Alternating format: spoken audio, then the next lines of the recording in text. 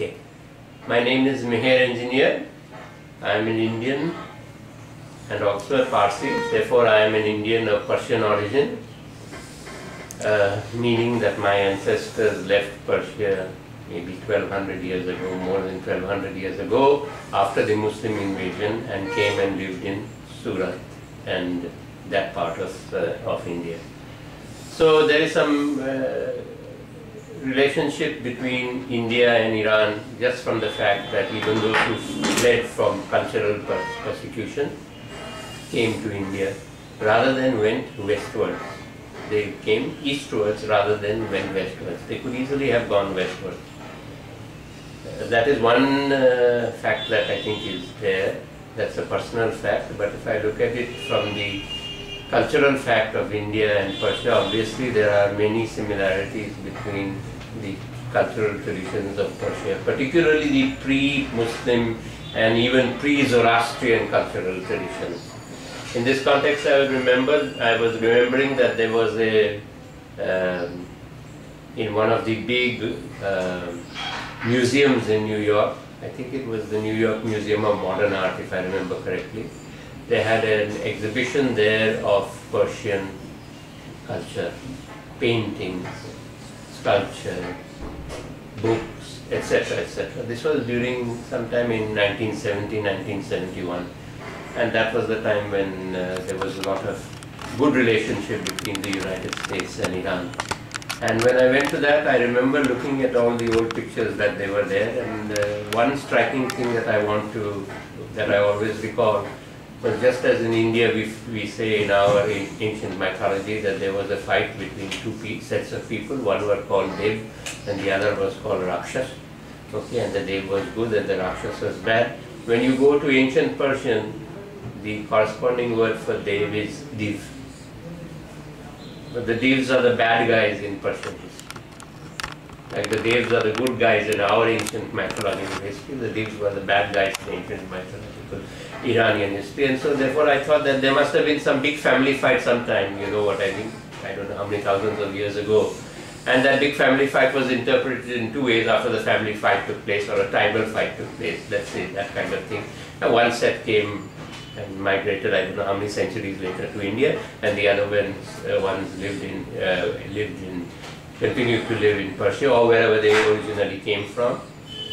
And both had different versions of the same story, like there is in any fight between families or nations or tribes that's there.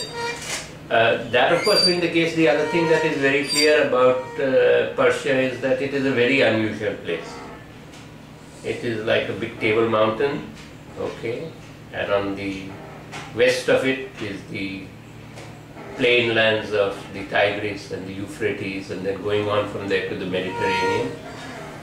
To the north of it are the big seas, the Caspian Sea, the Black Sea, and places like that. Mediterranean is not far. But Persia nevertheless remains isolated from it because it's very rugged terrain, extremely rugged terrain, very mountainous, not very fertile at all.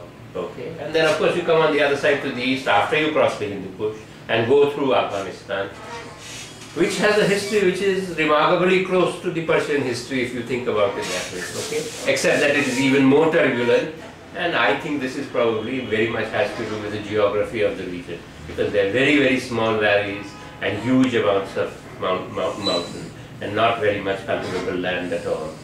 Whereas you come to India and the moment you cross the Hindu Kush, you come into Punjab and there are these 5 rivers, and then you go beyond that and there is another huge set of rivers. Okay, there's huge expanse of land that is there. So one thing that I always think is that the traffic that has taken place between Iran and Paras, we call it Paras, which is the correct word for it, between Paras and Sindhustan, we should not call it Hindustan, we should call it Sindhustan, has been both ways. But one thing that is remarkable is that at least in the history of the last 1,200 years ago, the traffic has been militaristic from the west and from the east to the west, that is from India to Iran. There has been no military traffic, but there has been a lot of trade traffic and a lot of scholarly traffic. Everybody knows that many ancient scholars, even after the Muslims conquest, they all Al-Baruni, etc., they all used to come to India in order to look at the rich, not heritage, but the rich present that was there in India during their times. Okay, they came to study astronomy, in which India was very far. They came to study algebra.